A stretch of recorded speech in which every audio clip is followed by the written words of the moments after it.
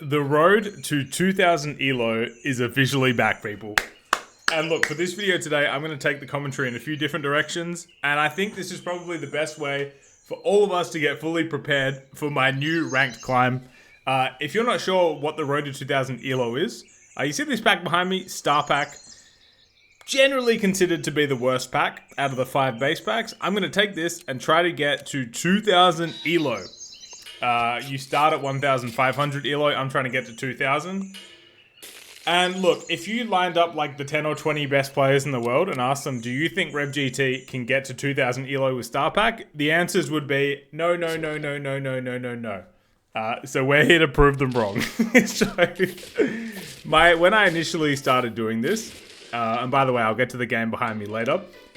When I first started doing this, it was a pretty outlandish claim for me to be able to get to 2000, but I believed, we fought, we battled, and I'm sort of viewing that as season 1. So they revamped the Star Pack, they made it totally new, and that's when I start my rank climb. So we're going to call that's like season 1 of this series. That was season 1. I wrote it down, I have a script because I don't want to miss anything. I know, RevGT scripting. In season 1, I did 9 videos on the main channel and 3 members only videos. And I'm going to display a graph on screen soon. How did that go for me? Well, I rose from 1500 to about 1700. And then due to extreme fatigue with Leif, my son, and just being a sleepy boy in general, I sort of got stressed out and in my own head and I plummeted down. And after that, we paused, we regrouped, and then we just started bawling out. I feel like I was playing the pack almost as well as you could. Not perfect, but pretty close. And I got up to 1900 3 times. And at that point, this being the weakest pack really came into play. You're versing the top 1% of players at that level, and they just forced the good pens against me. I had no real counter. Then what happened? Season 2, if you want to call it that, the road to 2000 was cancelled. We were taken off the air.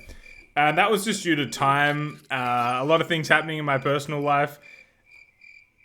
Season 2 would have coincided with the patch that happened, where Star Pack received a slight upgrade. And that's the gameplay that you're seeing behind me at the moment. That's patch 2 or season 2. Slightly stronger. I think the most optimistic view would have it as the 3rd strongest pack out of the 5. Realistically, it's probably 4th or 5th. And there is a new patch just around the corner. And that's what I'll be playing on for season 3. We're back! We got renewed! Everyone's excited about it. And so this video is like a preview for that. Now what's the purpose of this channel? Let's just talk about SAP and content in general. Versus content, like ranked climbs or 1v1s, they do really poorly on YouTube views-wise. And my channel isn't made for views, but it's more so I'm sad about it because I think it's my favorite type of content. And I think it's really good. But the thing is, if you're just watching Super Auto Pets and it's just a random versus match 1v1 that has no real stakes or meaning to it, it's not it doesn't quite hit you the same way that a good arena does, a good arena run with a good concept does. So we're sort of taking what I think is really entertaining, which is the 1v1 side of SAP, and we're sort of turning it into a story. And you'll get to see a variety of the pack matchups between Star Pack and all the other packs, and I'll talk about what pets get a boost in certain matchups and what don't. We'll see some recurring opponents like villains. It's a true underdog story, and I'm supremely confident that I can get there. It's a matter of when, not if. And that's what we're doing here. So, the current status of the pack and me, and I'm going to get to talking about the game afterwards. I think I've set the table fully. Since that second patch, Season 2, as I said it, where I wasn't making videos, but this current patch here, where it's improved a bit, it's sort of, like I said earlier, it's viewed as somewhere between the 3rd and the 5th best pack. Certain people like Freets will have you believing it's the 2nd best pack. Most people still view it as the worst pack. And in this series, I'll get to why it's still viewed as probably the worst pack. But worst of all, I learned a valuable lesson recently that I'm not the kind of player that can just go away from competitive SAP for a while and come back and dominate. I was really, really humbled in some recent things where I was like, man, I lost my juju.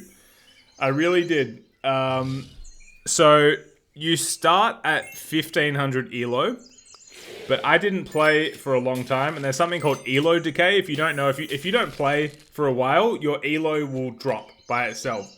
So between ELO decay and me doing a few warm-up games, the starting ELO is 1700 instead of the usual 1500. But I think that's fine. I think that's indicative of the fact that we have some experience on this pack. And that's where this series will start. The support was insane the first time I did this. I hope that 5-minute setting the table sets us all up for what should be a good story and good times. And I love that people love this series, and I love that I can tell a story with it. Now, speaking of telling a story, what's this match that's happening here? I played a few warm-up games in the last few days in anticipation of starting this series again, and something wasn't clicking. It's like when I was really playing well in Season 1, I was able to play off instinct mostly because I was really familiar with the pack, but I was playing and I was just like, this doesn't feel right. So I hit up the man, the myth, Revolving Coke, who I'm sure you all watch his videos, he's awesome. And I was like, Coke, can we just play a few games? And you can just look over it and see what's going on. And this came from that session. I've hit a pretty good line. Summons, Spino. Orangutan's really good in this pack when you're going summons. Because normally this guy and this guy and this guy would be easily sniped. But I'm working around that. And my opponent, who's on 2 health, has hit the turkeys, the flies, the sharks, the mammoth. A very scary board. And Coke and I are playing this. And at this point, we're realizing we're probably screwed. We're about to go to 2 health each. And by the way, in future weeks, I'll get into exactly what Coke helped me with. And now this guy is setting up Exodia. Mammoth, whale, tiger. When I said earlier that I got to the top 1% of players and they just forced the good pets, it was this. 90% of the time it was suboptimal on his ult account. And he just forced it. And look, even with incredible summons, until this Spino is leveled, we're not big enough. So we go down to 2 health. And what we really need is this Spino to level ASAP as possible. To the point that, like, I was suggesting things along the way there to Coke. Like, maybe this helps, maybe this helps. And he's like, chocolate just makes way more of a difference than anything else. He's now set up Exodia. But instead of a fly, we have a shark, which is just as scary, if not more scary in some situations. Tiger... Snake is so busted custard. And at this point, Coke and I are like, we hit level 2 Spino or we die, and guess what? We probably die anyway. So you saw I got a weasel out of my Orca, which starts me with 11 instead of 10 gold. Let's slow this down. Insane round. That's not slowing it down, Rev. We are going to basically hard roll this Spino level. We don't get it. We don't get it. We don't get it. And at this point, Coke says to me, your only hope is to lollipop your leech to potentially trade into the whale. We just can't afford to give this snake too many triggers. So we hit it. 3 gold left. That extra gold from the weasel matters.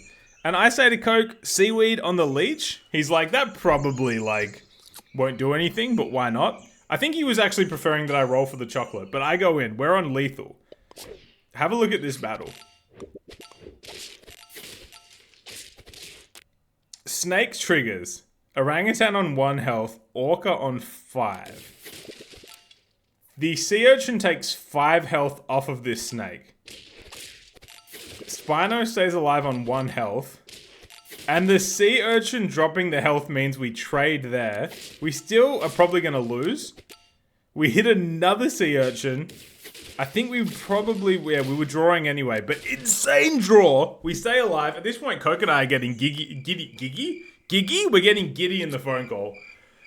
We're going to celery this. We just need our Spino level. We try to level the saber to hit it. We don't. Instead, it's broccoli. We're manipulating where the orangutan health is going to go. And we're still probably dead. But orangutan is just such a good unit. And it's keeping us... It's like sometimes... You have to overvalue units based on the value it'll give you later. And the we're gonna get there, aren't we? Insane. Orangutan is like preemptive snake protection. We're gonna rip it. Our popcorn on this back is probably... Oh, we hit the Orca, right? Fair enough. And we actually hit the Spino level. And we're probably going to block that celery. And I'm locking this donkey against Coke's advice, because I just want to have it up my sleeve. Now he's leveling his units. He's found melon for his shark. I wish I had the live commentary of this, because it was insane. But now look how big my mammoths pop out. Because the leech has been building them up. And we win. Comfortably. So, in short, the road to 2000 is back. I think it's like the most consumable and most fun way to do a ranked climb on YouTube. I invite any comments or suggestions like what you want to see. And let's climb this bloody ELO leaderboard together.